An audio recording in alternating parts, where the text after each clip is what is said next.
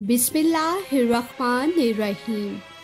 तमाम सामीन को एक मरतबा फिर रीहा वॉइस में दिल की गहराइयों से खुशामदीद और अस्सलाम वालेकुम। मैं उम्मीद करती हूँ आप सब खैरियत से होंगे। अल्लाह ताला से दुआ है अल्लाह पाक आपकी सब जायज़ ख्वाहिशात को पूरा फरमाए, आमीन। आपको ये हम सब जानते हैं कि हज़रत अम्मा हवा इस कायनात की पहली औरत और हज़रत आदम अलैहिस्सलाम और दुनिया के तमाम इंसानों की माँ हैं। यहूदी और मसीही किताब में भी आपका बयान आया है, लेकिन कुरान पाक में बीबी हवा का नाम जिक्र नहीं हुआ। सिर्फ आदम अलैहिस्सलाम की ज़ौजा के हवाले और उन्वान से आपकी तरफ इशारा किया गया है।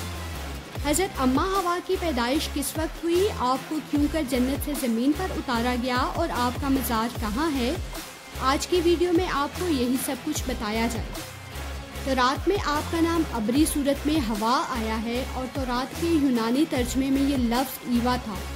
हवा के असली लफ्ज़ की शनाख्त में इख्तलाफ पाया जाता है। आपको हवा इसलिए भी कहते हैं कि आपको एक जिंदा हस्ती से पैदा किया गया, हर आदमी की माँ है। रिवायत ये है कि जब हज़रत आदम अलैहिस्सलाम की तख्लीक हुई तो तन्हा होने के सबब आप अलैहिस्सलाम बहुत उदास और बेकरार रहा करते थे। उनकी अफसुदगी और इस्तराब को देखकर एक रोज़ खुदा ताला ने इस वक्त जबकि हज़रत आदम अलैहिस्सलाम सो रहे थे, उनके बाएं पहलू से एक पसली निकाली और उसे बीबी हवा को तख्लीक किया।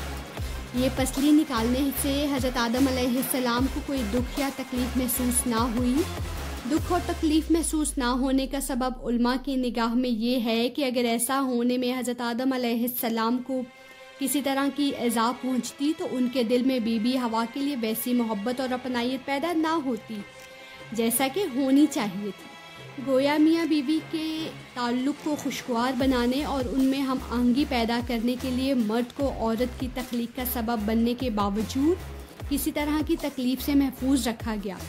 अल्लाह ताला ने बीबी हवा के कल्ब में खूबसूरती और खूबसूरती को यकजा कर दिया। बाद अज़ां हज़रत आदम अलैहिस्सलाम को नींद से बेदार करके उनकी मुलाकात बीबी हवा से करवाई।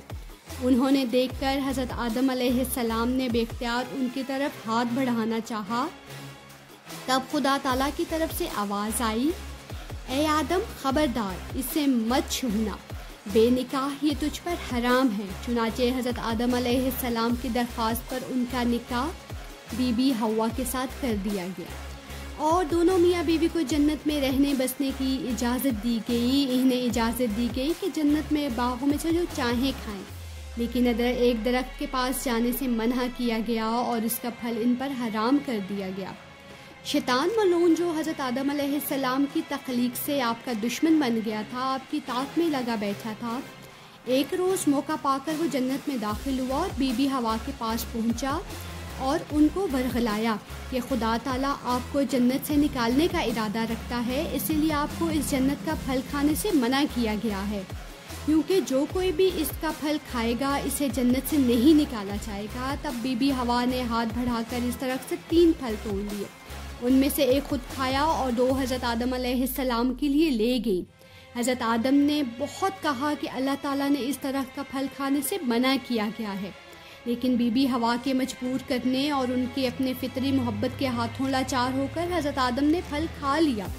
ये फल खाते ही आदम और बीबी हवा की आंखों पर पड़े हुए बेहिजाब खुल गए। दोनों की उरियानी एक दूसरे पर खुल गई और एक दूसरे को देखकर शर्मिंदा और मुंह छुपाने लगे और दरख्तों के पत्ते उतारकर अपनी सतरपोशी करने लगे। बहरहाल जो होना था वो हो चुका था। इस कोताही पर हज़रत आदम और बीबी हवा को जन्नत से निकालकर ज़मीन पर उतार दिया गया और जुदाई की सज़ा दी गई और हज़रत आदम को मौजूदा श्रीलंका उतार दिया गया और हवा को बोझ नामी पहाड़ी पर आदम के कदमों के निशान मिलते हैं, जबकि बीबी हवा को सऊदी अरब के शहर जद्दा में उतार दिया गया और शैतान को आदम अलैहिस्सलाम और हवा अलैहिस्सलाम को बरगलाने की सज़ा में ईला में उतार दिया गया। इस वक्त के एतबार से जद्दा श्रीलंका के दरमियान तकरीबन 2100 मील का फासला था। बाद में इन दोनों की मुलाकात जबल रहमत के मकाम पर हुई, वहाँ निशानी के तौर पर एक मीनार भी बनाया गया है।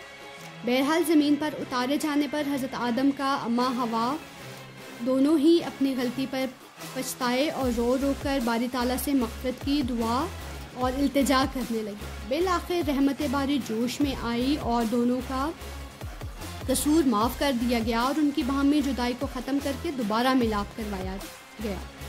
جب حضور حق سے خطا بخش کی گئی تو حضرت آدم علیہ السلام اور بی بی حوا ایک دوسرے سے بہت دور تھے، لیکن خطا معاف ہوتے ہی ان کے درمیان حائل فاصلے ایک دم سمٹ گئے اور دونوں نے ایک دوسرے کو آمنے سامنے پایا۔ چونکہ اب جنت میں واپسی ممکن نہ تھی، اس لیے حضرت آدم علیہ السلام کو حکم دیا گیا کہ اب وہ اسی زمین کو آباد کریں، یہاں کھیتی باڑی کر کے اپنے لیے رزق پیدا کریں اور اپنی اولاد سے اس ویرانے کو بسائیں۔ حکم الہی کی تعمیل میں حضرت آدم علیہ السلام اور بی بی حوا زمین پر زندگی گزارتے رہے اور اس وقت کا انتظار کرتے رہے جب خالق حقیقی کی طرف سے واپسی کا اذن نہ آ جائے۔